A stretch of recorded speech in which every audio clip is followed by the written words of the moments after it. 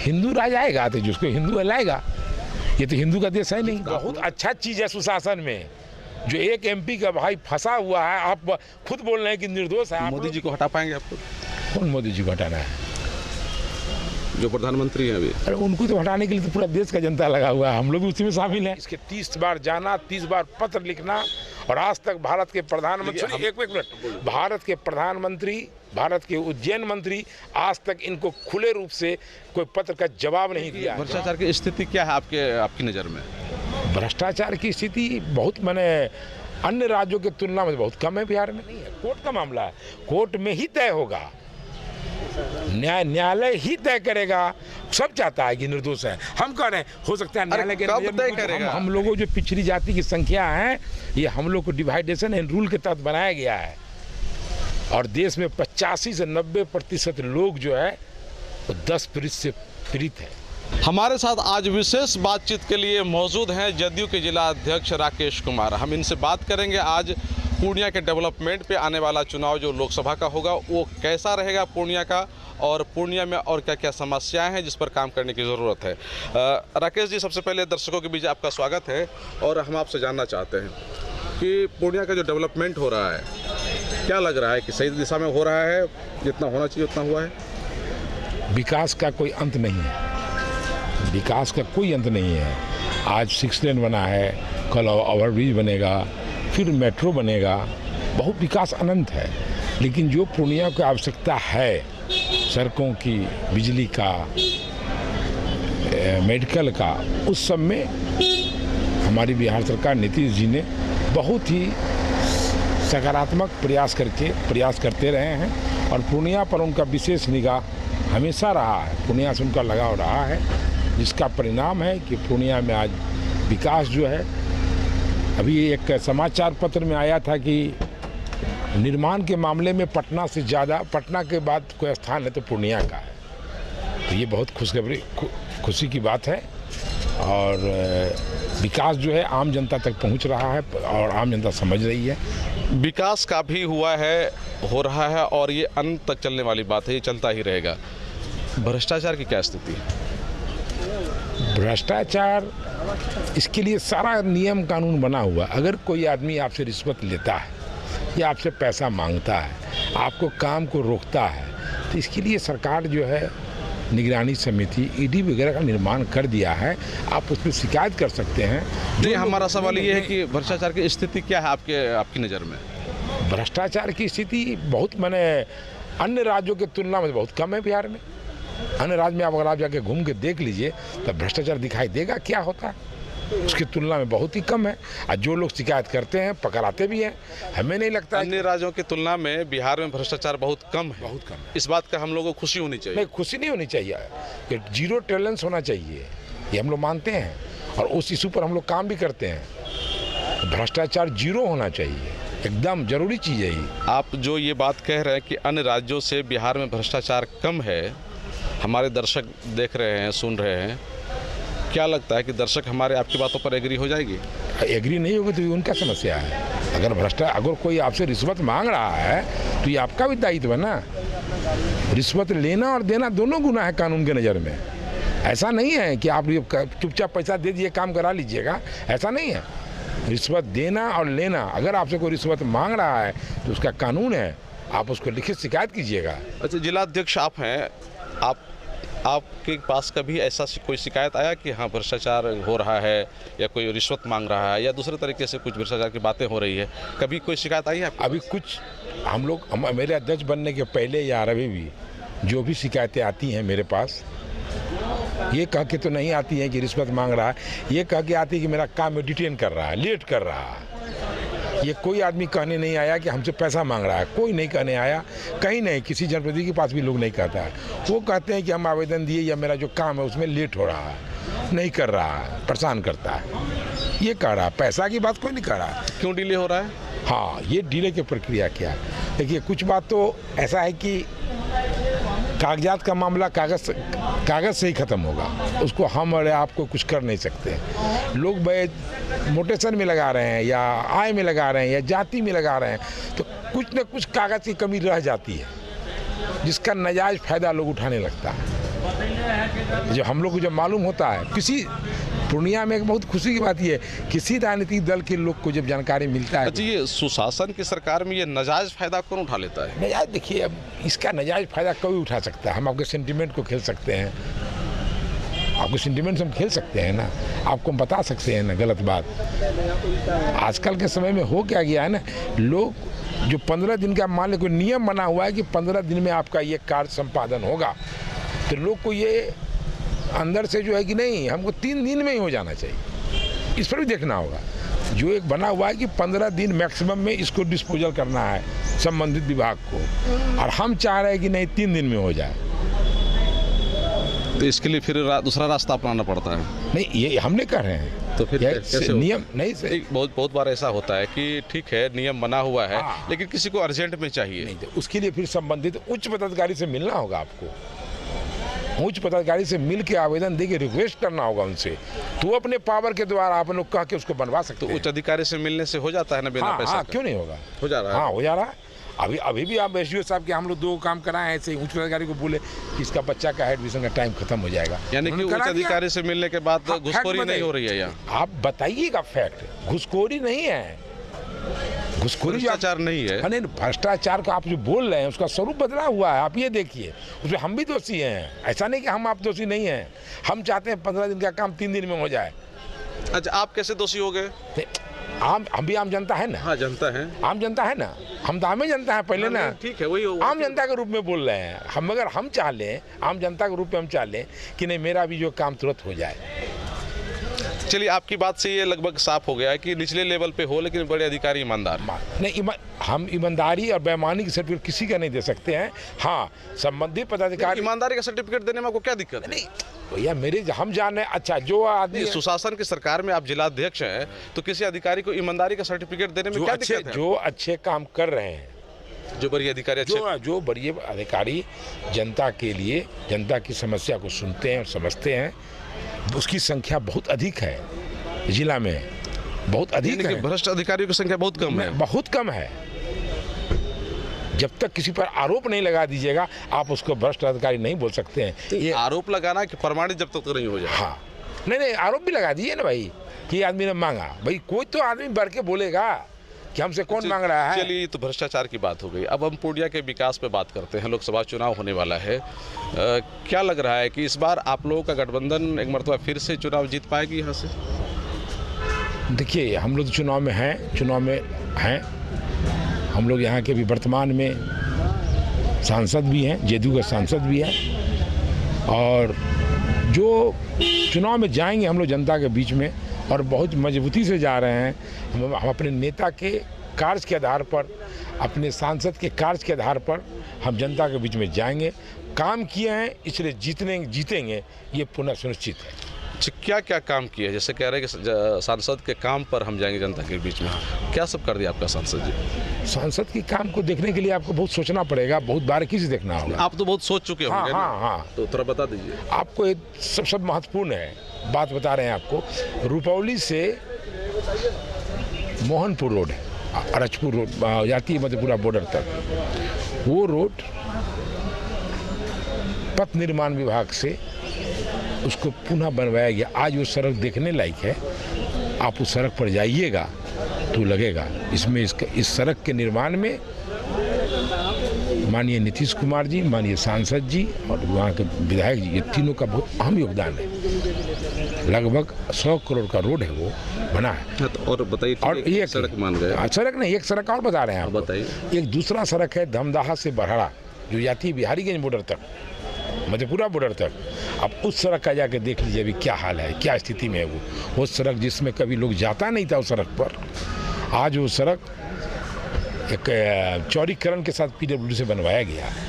तो उस 2 सड़क बनने से वहाँ की कानून व्यवस्था, वहाँ के लोगों का आय, वहाँ के लोगों का आवागमन, सब में बहुत ही ज़्यादा सुधार हुआ है और बहुत ही ज़्यादा आय में वृद्धि भी हुआ है। 10 वर्षों में, और बता रहे हैं 10 वर्षों में 2 सड़क नहीं, 2 ही सड़क कैसे कर रहे हैं आप? अब बता रहे हैं, सुनिएगा था ना। बताइए। उतना ही वही हम पूरा आप फिर ये धमदाहा में आ जाइए आप, धमदाहा में आ जाइए। धमदाहा में अब काजा से लेके बेलिया स्थान तक कहीं पथ निर्माण की सड़क बना है। धमदाहा में बनवंकी रोड जो है पथ निर्माण का सड़क बना है, वो हमारे सरकार में बना है, नीतीश कुमार के नेतृत्व वाली सरकार में बना है। और सुनिए, देखिए, आप नीतीश कुमार के नेतृत्व वाली सरकार की बात कर रहे हैं और हम बात कर रहे हैं पूर्णिया सांसद की। चूँकि पूर्णिया सांसद दिल्ली में बैठते हैं, नीतीश कुमार जी बिहार में सीएम हैं, और हम चाह रहे हैं कि उनकी योगदान, जो पूर्णिया सांसद का योगदान है पूर्णिया के विकास में, वो बातें खुलकर सामने आनी चाहिए। क्योंकि नीतीश कुमार तो करीब 20 वर्षों से हैं, 20 वर्ष वो अपना कार्यकाल आसपास में है उनका, तो उनका तो अलग, उन पर अलग डिबेट कर लेंगे। लेकिन अभी हम पूर्णिया का, हमारा डिबेट का जो मुख्य हिस्सा है वो पूर्णिया में भ्रष्टाचार और पूर्णिया का विकास, आने वाला लोकसभा चुनाव जो होगा वो कैसा रहेगा। तो आप गिना रहे हैं कि पूर्णिया सांसद की उपलब्धि क्या क्या किया है 10 वर्षों में, जो आपका चुनावी मुद्दा होगा इस बार। तो मुद्दा में अभी तक आपने 10 वर्षों में 2 सड़कें गिनाई है। ठीक, 10 वर्षों में सर 2 सड़कें ही नहीं, और बता दीजिए। प्रधानमंत्री सड़कों का सैकड़ों सड़क, प्रधानमंत्री सड़क योजना में हर सांसद का ही दायित्व उसमें अनुशंसा चलता है। सैकड़ों सड़क जिसकी चौड़ीकरण हो रही है, चौड़ीकरण हो रही है, सैकड़ों सड़क है पूर्णिया में। फेज 1, फेज 2, अभी फेज 3 चल रहा है, चौड़ीकरण हो रही है। लेकिन मेरा ये कहना है कि चूँकि हम भी जनता के बीच जाते हैं, तो जनता के बीच पूर्णिया सांसद ने ये काम कराया, इसकी कहीं कोई चर्चा नहीं है। नहीं, ये आप लोग कहीं लिमिट जगह जाते होइएगा तो कहता होगा, ऐसा नहीं है। अभी भी हम लोग जाते हैं तो लोग कहता है कि आपका देन है, ऐसी बात नहीं है। आप किसके पास जाते हैं ये हम नहीं जानते हैं। कभी हम लोग के साथ चलिए आप, तो अब तब दिखाई देगा विकास के बारे में लोग क्या कहता है सांसद के बारे में। चुनाव आ रहा है, आपके साथ भी चलेंगे। अभी पासपोर्ट कार्यालय खुलवाए हम लोग यहाँ, सांसद के अथक प्रयास से ही खुला। उड़ान योजना है, एयरपोर्ट का जो मुद्दा उठा हुआ है आज, इसके लिए लगातार हम लोग जो है लोकसभा में उन्होंने इस बात को उठाया है।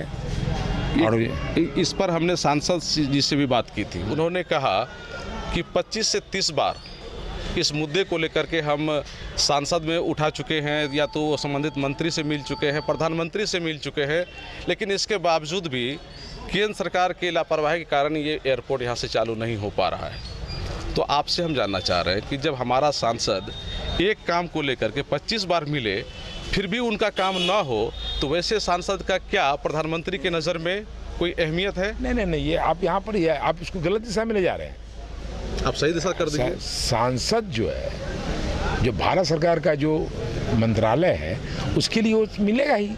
बार बार कहेगा अपनी बात को। हमारा नहीं, आप जो बोले सांसद रहना नहीं चाहिए, इसके पहले कौन सांसद क्या कर दिए हैं?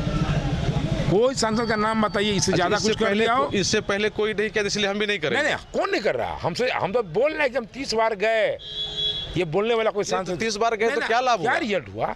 ये तो अभी ये तो आपके 30 बार जाने से अगर हमको ये समझ में आए कि मेरा सांसद 30 बार गए और काम नहीं हुआ, इसका मतलब वहाँ सांसद भारत सरकार बैकफुट पर इसी सांसद के कारण, इसी सांसद के कारण इसके 30 बार जाना, 30 बार पत्र लिखना, और आज तक भारत के प्रधानमंत्री, एक मिनट, भारत के प्रधानमंत्री, भारत के उज्जैन मंत्री आज तक इनको खुले रूप से कोई पत्र का जवाब नहीं दिया। जवाब देते हैं, मांगा जाता है कि आप जमीन अधिग्रहण कीजिए, तो लिख उसमें जाते हैं कि उड़ान के लिए, डाक के लिए हम लोग व्यवस्था कर रहे हैं, राज्य सरकार और मंत्री दे दिया। ये वो जवाब, बात सुनिए, सही तरीके से जवाब नहीं दे रहा है, या फिर इनकी कोई अहमियत नहीं ले रहा है, गंभीरतापूर्वक नहीं ले रहा है। वो राजनीति कर रहा है, उसको पूर्णिया के हवाई अड्डा पर राजनीति करना है बीजेपी को। एक बार अमित शाह आके कहते हैं कि मुड़ा दिए जहाज। लोग तो ये चर्चा करते हैं कि सांसद 19 बार या 25 बार या 30 बार मिलेंगे, और सांसद की बात अगर नहीं सुनी जा रही है, इसका मतलब हुआ कि सांसद को गंभीरतापूर्वक लेता ही नहीं है। कौन नहीं लेता है? नहीं लेने का, अगर नहीं लेना होता तो खारिज कर देता। ये भी कहाँ बोल रहा है कि आपने जो बात कर रखा है उसको खारिज करते हैं? टाल तो दिया है ना। कहाँ, किसमें डाल दिया? टाल तो दिया है ना। डालिए, अब आपका मन है, आप विभाग के मालिक हैं। तो चाहते हैं कि ऐसा मजबूत सांसद रहे, नहीं, जो कि वहां जाए। एक आदमी का नाम बताइए सांसद का, देश में एक सांसद का नाम बता दीजिए जो कि मजबूत है। मजबूत का अर्थ क्या है?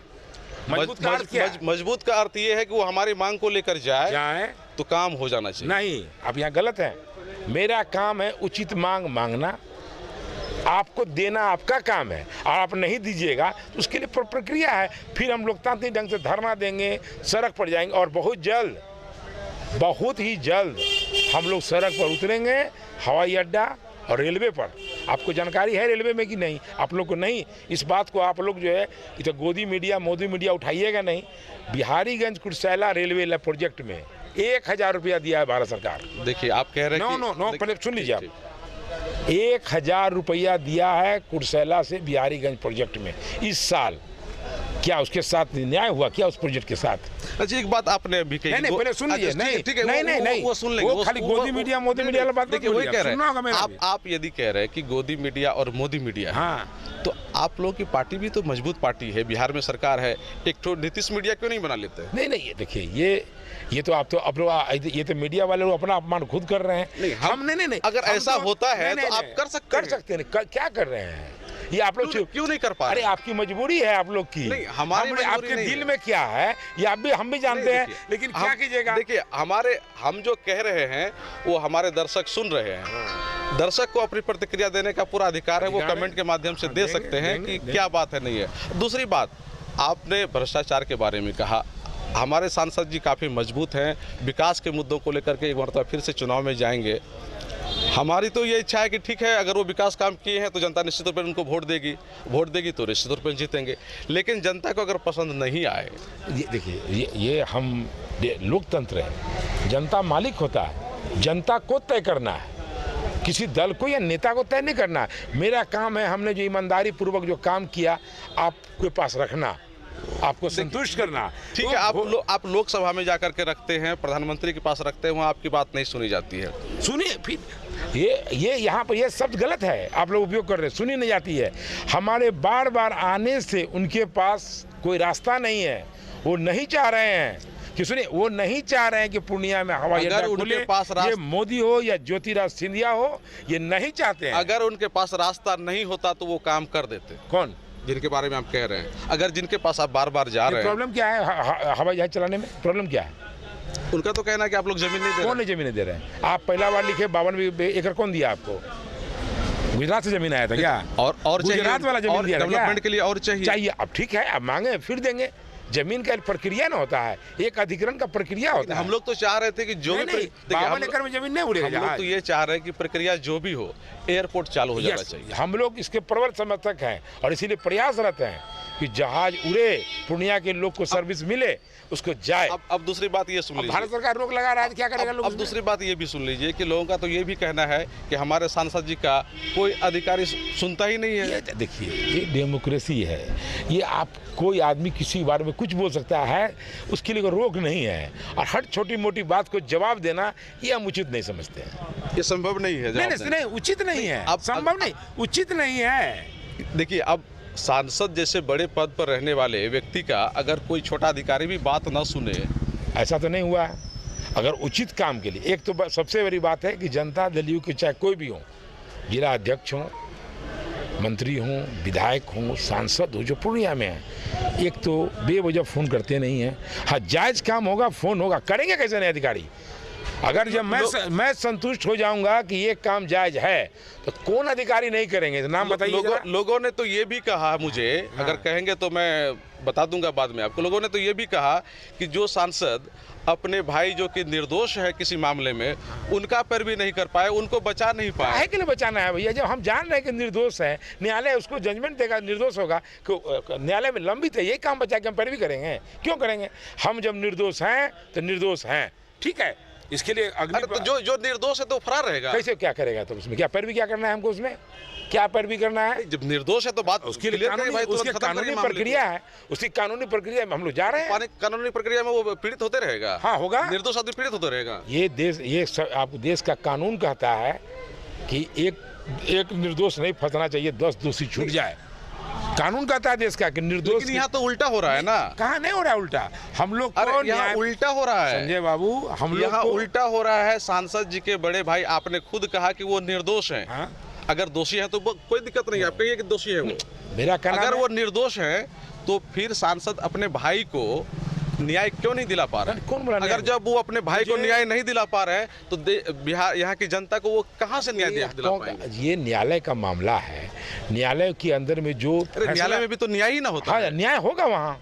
भारत में न्यायिक व्यवस्था है, जब एक बार किसी आदमी पर केस हो जाता है किसी तरह का, तो न्यायालय में जाता है और न्यायालय ही निर्णय करता है कि आप निर्दोष हैं या दोषी हैं। हम अगर किसी के मामला में जाते हैं, हम अपने आप को साबित करते हैं कि निर्दोष हैं। न्यायालय को साक्ष्य के आधार पर या अन्य आधार पर वो साबित करता है कि यह आदमी दोषी है या निर्दोष है। उसमें कोई भी नहीं, कोई भी सांसद, विधायक या राजनीतिक व्यक्ति, सामाजिक व्यक्ति, यहाँ तक कि आप लोग, कोई भी आदमी न्यायिक का व्यवस्था है उसमें इंटरफेयर नहीं करेगा। देखिए उसमें हम लोग नहीं करेंगे। उसमें एक प्रावधान ये भी है, हम लोग को विश्वास है। उसमें एक प्रावधान ये भी है, पुलिस जांच करती है, पुलिस को लगता है कि नहीं ये व्यक्ति का नाम गलत चला गया है, तो पुलिस वहीं से काट के हटा देती है। देखिए पुलिस के अनुसंधान में भी इंटरफेयर नहीं कर सकते हैं, कैसे उसके इंटरफेयर करेंगे? हम क्यों इंटरफेयर करेंगे उसके अनुसंधान में? तो नहीं करेंगे तो कम से कम इतना तो बोल सकते हैं ना कि भाई ये निर्दोष आदमी, इसको बचा लीजिए। उसके लिए जो प्रक्रिया है, हम एसपी के आवेदन देंगे, हम आईजी के यहाँ देंगे, डीआईजी के यहाँ देंगे, डीजीपी के यहाँ देंगे। अभी तक न्याय मिल पाया क्या? मिलेगा, विश्वास है। अरे तो क्या ये मतलब एक कहावत में पूरी जवानी कष्ट में बीत जाए? ये देखिए ये बहुत सारे लोग जो हैं आज भी जेल में लड़ रहे हैं और बहुत लोग जेल में बंद हैं। सुशासन की सरकार में क्या ऐसी ही व्यवस्था होनी चाहिए? क्या सुशासन? अरे ये तो बहुत अच्छा चीज है सुशासन में। जो एक एमपी का भाई फंसा हुआ है, आप खुद बोल रहे हैं कि निर्दोष है, आप लोग भी कह रहे हैं, मीडिया भी कह रहा है। नहीं, आप मान रहे हैं कि बताइए। सुनिए, मीडिया जब कह दिया तो मानेंगे। हम तो वही बात बोल रहे हैं जो आप कह रहे हैं। जब मीडिया हाउस कह ही दिया को भी निर्दोष है, ठीक है, हम भी मानते हैं निर्दोष, हम मानते हैं। ठीक है, हम कह दिए निर्दोष है। हाँ, हम भी कहते हैं निर्दोष है, आप भी कह रहे हैं निर्दोष है। तो आपका सुशासन की जो प्रशासनिक व्यवस्था है वो क्यों नहीं मान रही है? ये कोर्ट का मामला है। अब यहाँ जिला का मामला नहीं है, कोर्ट का मामला है। कोर्ट में ही तय होगा, न्यायालय ही तय करेगा। सब चाहता है कि निर्दोष है, हम कह रहे हैं हो सकता है न्यायालय के कब तय करेगा? इसके लिए न्यायालय से ही बात करना होगा आपको। कब तय करेगा? लेकिन ये बताइए, न्यायिक व्यवस्था पर जब प्रश्न नहीं है। जब वहाँ सारी व्यवस्थाएं ठीक है, न्यायपालिका स्वतंत्र है, न्यायपालिका अपने आप में स्वतंत्र है, उस पर हम चर्चा नहीं कर सकते। लेकिन जो व्यक्ति निर्दोष है उनका नाम अगर पुलिस डाल देता है एफआईआर में, तो क्या एक सांसद ये नहीं कह सकता है कि भाई ये व्यक्ति? क्यों कहेंगे? हम नहीं कहेंगे। नहीं, मुझे आज भी अपने सिस्टम पर और न्यायालय पर विश्वास है। देर होगा दुरुस्त होगा। यानी कि आपके विधानसभा लोकसभा की जनता को कोई झूठा मुकदमा में फंसा दे और पुलिस उस पर झूठा कार्रवाई भी कर दे तो आपके सांसद जी कुछ नहीं बोलेंगे? क्यों नहीं बोलेंगे? बोलेंगे, उसका प्रक्रिया है, उसको जानिए। अगर आपको आईओ ने फंसा दिया, किसी दरोगा ने फंसा दिया, उसके ऊपर में एसपी है, एसपी को आवेदन दिलाया जाएगा, उसको कहा जाएगा कि उसको पुनः जांच कीजिए। ये प्रक्रिया है। तो उस मामले में जांच करवाया गया है क्या? किस मामले में? शंकर कुशवाहा जी के मामले में पुनः जांच करवाया गया है? इसके लिए आप पूर्णिया एसपी से बात कर लीजिएगा तो ज़्यादा अच्छा रहेगा। नहीं, वो ठीक है, लेकिन देखिए जो बातें आ रही है खुल करके ये कह रहा है। अब दूसरे मुद्दे पे बात कर लेते हैं हम लोग। चलिए ये बात को यहीं ख़त्म करते हैं। अब ये बताइए कि आने वाले जो लोकसभा चुनाव होगा, क्या आप लोगों के गठबंधन का मजबूती के साथ चुनावी मैदान में मजबूती के साथ लड़ेंगे आप लोग और मोदी जी को हटा पाएंगे आप लोग? कौन मोदी जी को हटाना है? जो प्रधानमंत्री हैं अभी। अरे उनको तो हटाने के लिए तो पूरा देश का जनता लगा हुआ है, हम लोग भी उसी में शामिल हैं। हटा लेंगे? हाँ, उनकी इस बार उनका जो है उनके घर में ही छेद है, इस बार तो कहीं जाने का जरूरत नहीं। अब मालूम चलेगा, सब एक ही बार नहीं। छेद के बारे में आप ही बोल रहे हैं? नहीं, उनके घर में ही है, कुछ उनको चिंता नहीं करना है। मोदी जी को हराने के लिए, हटाने के लिए। घर में छेद है तो आपको कैसे पता चल गया? चल गया ना। जैसे कैसे कह देते हैं उनके नेता की जदयू का 6 सांसद मेरे कांटेक्ट में है, तो उनके यहाँ भी छेद है, तो हमको मालूम है ना। कौन बता दिया आपको? कौन? अभी तो उनका एक प्रवक्ता बयान दिया है कि 6 सांसद मेरे कोई नहीं। देखिए राजनीति में नजर सब पर रहती है, नजर सब पे रहती है, सब पर रहती है। छेद आपको पता दिख गया? आपको दिखाई दे रहा है, आप लोग तो नहीं बोल पा रहे हैं। तो देख रहे हैं कि यूपी में देख रहे हैं ना, अभी पूरा जयकार हो रहा है। किस बात का? बोल रहा है कि पूरा हिंदू राज आएगा। हिंदू राज आएगा तो जिसको हिंदू लाएगा, ये तो हिंदू का देश है नहीं। तो आप लोगों का जो गठबंधन है, हाँ। वैसे मुद्दों, धर्मनिरपेक्ष राज है देश ही को आपका गठबंधन मुकाबला दे पाएगा क्या? किसको? एनडीए को। हिंदू है कौन पर ये साबित करना होगा। अब मुद्दा तो है, पहले हिंदू है कौन? मुद्दा है कि नहीं? सब नहीं, हम मुद्दा मानते ही नहीं है। ये तो बेवकूफ बनाने का संस्था खोले हुए। हिंदू कौन है? क्या चमार हिंदू है? नहीं है। कुर्मी हिंदू है? यादव हिंदू है? तो अब नहीं, सिर्फ 3 ही आप जानिए। पहले सिर्फ 4 वर्ग ही है मनुस्मृति धर्म के हिसाब से, ब्राह्मण, क्षत्रिय, वैश्य और शूद्र। और कोई नहीं है इसके बाद। उसके बाद पहले संजय बाबू, ठीक बोलिए। उसके बाद हम लोगों जो पिछड़ी जाति की संख्या है, ये हम लोग को डिवाइडेशन एंड रूल के तहत बनाया गया है। और देश में 85 से 90% लोग जो है वो 10 पीड़ित से पीड़ित है, 10 पीड़ित है, तीन पार्ट। आपने कहा कि हिंदू है ही नहीं। हाँ, हिंदू कौन है? हम ठीक है भैया नहीं, मेरा सवाल आप हिंदू हैं, आप जादव हैं। हमको लिखना पड़ता है। लिखना क्या लिखना पड़ता है? जादव। हमको धर्म में हिंदू लिखना पड़ता है। नहीं, आपकी सरकार लिखवाती है। अगर अभी आप जादव नहीं लिखिएगा तो आपको चुनेगा नहीं, लिखवाती है। मानेगा? आप में तो हिंदू लिखना ही होगा। आपकी सरकार लिखवाती है कि आप हिंदू लिखिए? अरे भैया, हिंदू का आप बोल रहे नहीं। रिलीजन जो बनाया गया, 4 रिलीजन है ना। सुनिए, देश में 4 धर्म है, जिसको कि मेन धर्म है। आपकी सरकार कहती है कि धर्म में लिखिए, तो हम लोग हिंदू लिखते हैं। लिखिए, कुछ रोक है? हिंदू कुछ नहीं है। हिंदू लिखने रोक है? आपका मन लिखिए ना। आप जैन लिख दिया तो क्या करेगा? वहाँ से कोई जैन धर्म है तो आपको लाठी लिखेगा खोजने के लिए। आपको खोजने नहीं, गलत नहीं। सरकार जब लिखवाएगी, सरकार ने एक सिर्फ हिंदू धर्म नहीं मानेंगे। सरकार ने धर्म में सिर्फ हिंदू को ही स्थान नहीं दिया है, सभी धर्म, जैन है, बुद्धिस्ट है, सब है। ठीक है, आपकी बात पलटी नहीं मार रहे हैं, हम अपनी जगह कायम है। हम आपने बोला हिंदू कुछ है ही नहीं। कौन बोला? हिंदू है ही नहीं। अभी आप बोले हमने बोले हिंदू शब्द का उपयोग क्यों हो रहा है? यहाँ जो वन व्यवस्था बना हुआ है तो हिंदू शब्द का व्यवस्था क्यों बना हुआ है? हमारे दर्शक देख रहे हैं, आपने कहा कि हिंदू कुछ नहीं है। भैया हिंदू, लेकिन सरकार लिखवाती है। कौन? तो लिखना है ना। संविधान में लिखा हुआ है कुछ नहीं है तो क्यों 4 धर्म है, 4 सब। ये कोई बॉन्डिंग नहीं है कि आपको लिखना है। आपको श्रद्धा है, आपको आस्था है। नहीं है। कहाँ बॉन्डिंग है? आप जीरो कर दिए क्या कर देगा आपको? अभी आप लिख दिएगा संजय कुमार यादव मुस्लिम, कोई पूछने आएगा आपसे आप हिंदू थे क्यों लिखे मुसलमान? कॉलम क्यों देता है सो बताते हैं। संजय जी, आप लिख, कॉलम की क्या आवश्यकता है? कॉलम है, कॉलम की आवश्यकता क्या है? कॉलम कौन? कॉलम धर्म में जो कॉलम है वो आप जो हैं, हर व्यक्ति को अभिव्यक्ति की आज़ादी है। आप जो हैं वो लिखिए, आप किसी को प्रेरित मत कीजिए गलत। अच्छा, लास्ट में अब हम लोग इंटरव्यू को थोड़ा ख़त्म करेंगे। लास्ट में आपसे हम ये जानना चाह रहे हैं कि अब ये बताइए कि अभी आपका जो जदयू का संगठन है पूर्णिया में कितना मजबूत है और उसको मजबूत करने के लिए आप किस तरह से काम कर रहे हैं? अभी पहले से भी जदयू का संगठन मजबूत था। अभी हम बने हैं तो हम इसको पंचायत स्तर तक बहुत जल्द, हम पंचायत स्तर तक इसका तैयारी शुरू कर दिए हैं और बहुत जल्द इसका परिणाम आप लोग के सामने पंचायत स्तर तक संगठन का आपको परिणाम और स्वरूप देखने को मिलेगा। अच्छा, कोई चर्चा हो रही है, गुटबाजी चल रही है, ऐसा कुछ नहीं? अच्छा नहीं, सभी तो कुछ नहीं है। तो हम माने कि राकेश कुमार जब से जिलाध्यक्ष बने हैं तो आने वाले समय में जदयू और ज़्यादा मजबूत पूर्णिया में बनी जा रही है। ये मेरी प्रयास हो, सकारात्मक प्रयास करेंगे कि मेरे रीजन में जदयू सबसे अच्छा संगठन राज्य में बने और हम बनाने का उसका प्रयास कर रहे हैं और उम्मीद है आप लोगों का सहयोग रहेगा। पत्रकारों का ना सहयोग लेना है संजय, जरूर बनेगा और हम बना के रहेंगे। नहीं, हम लोग आपके साथ हैं। जी, अच्छा काम करेंगे तो साथ है, निश्चित रूप से साथ रहेंगे। लेकिन सवाल पूछना तो मेरा अधिकार है। नहीं तो है ही सवाल है। चलिए, बहुत बहुत धन्यवाद, आपने टाइम दिया। ये हमारे साथ जदयू के जिलाध्यक्ष राकेश कुमार जी थे और इन्होंने बहुत बेहतरीन तरीके से अपनी बातें रखी है और आगे भी इनसे हमारी मुलाकात होगी तो और मुद्दों पर चर्चा करेंगे। कोशियालों के लिए सुमित के साथ में संजय कुमार। संगम मल्टी ब्रांड, जिला स्कूल रोड, पूर्णिया। ब्लैकबेरी, मुक्ति, मान्यवर, लिवाइट, स्पाकर, जॉकी, 40 से भी ज्यादा ब्रांडों का संगम। Sangam multi brand. हमारा पता है जिला स्कूल रोड, पूर्णिया। बचपन से 55 तक आप सभी के लिए ladies, Naira suit, lehenga, crop top, बच्चों के ब्रांडेड कपड़े, sherwani, coat pant, kurta pajama, T shirt और डेनिम जींस का Sangam. Sangam multi brand. Sangam multi brand, जिला स्कूल रोड, पूर्णिया। एक दाम उचित मूल्य। त्योहारों एवं लगन के शुभ अवसर पर विशेष धमाका ऑफर। 10,000 की खरीदारी पर मुफ्ती का परफ्यूम फ्री। 15,000 की खरीदारी पर ट्रॉली बैग फ्री। 30,000 की खरीदारी पर शानदार ब्रांडेड अटैची। ऑफर ही ऑफर। तो एक बार अवश्य पधारें संगम मल्टी ब्रांड, जिला school road, Purnia. Killer showroom, Durgabari road, near Gokul sweets. Purnia शहर का पहला किलर ब्रांडेड शोरूम।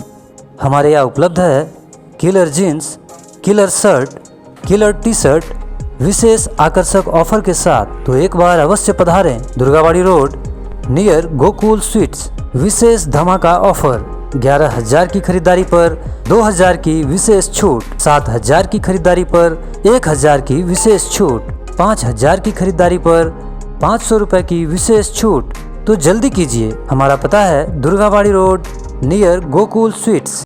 पूर्णिया में पहली बार खुल गया है शिमी बॉक का एक्सक्लूसिव शोरूम, जहां आपको मिलेगा सजने से लेकर संवरने के सारे सामान एक ही छत के नीचे, जैसे bag, ladies bag, cosmetic, Korean jewellery, cosmetic products, slippers, scented ceramic, Mamaearth products, sunglasses, summer camp, soft toy, water बोतल, candles, household products, umbrella, stationery, kitchen products, plates, cup and many more products are available in शिमी बॉक पूर्णिया।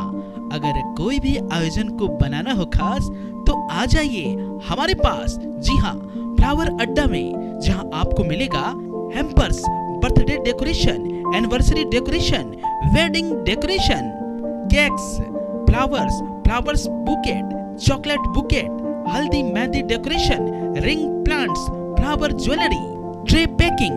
हमारा contact number है 6200776205 पर संपर्क करें और एक बार अवश्य पधारें। शिमी बॉक, मातारा कॉम्प्लेक्स, जिला school road, Bhatta Bazar, Purnia. New Om Shri garments, men's and women's both, Reebok एवं एडिडास का एक ऐसा शोरूम जहां आपको मिलता है एक से बढ़कर एक जूता, चप्पल, टोपी, track suit, T shirt, half pant इत्यादि। न्यू ओम श्री गारमेंट्स दे रहा है आपको धमाका ऑफर अप टू 40%। तो जल्दी कीजिए, न्यू ओम श्री गारमेंट्स, हमारा पता है झंडा चौक नियर गोकुल स्वीट्स।